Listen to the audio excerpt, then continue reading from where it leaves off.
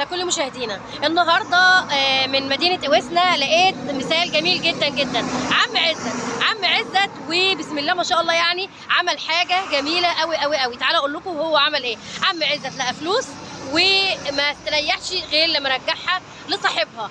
مش عم عزت لوحده، لا كمان معانا نموذج، كمان معانا الاستاذه عبير. بسم الله ما شاء الله يعني عليهم، ربنا يبارك فيهم، اللهم امين يا رب العالمين. تحيه شكر وتقدير لهم هما الاثنين. انا عايزه كل اللي موجودين معانا يبعت لهم تحيه شكر وتقدير على امانتهم، ربنا يوفقهم ويخليهم، اللهم امين يا رب العالمين.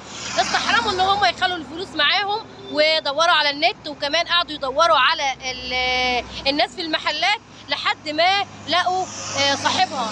وفي الاخر كمان يعني الحمد لله ان رئيسه مجلس المدينه كرمت عم عزت، والمفروض كمان ان هي تكرم الاستاذه عبير. شكرا طبعا لرئيسه مجلس المدينه، بس احنا برضو بنقول لها ان هي تكرم الاستاذه عبير، وشكرا للجميع.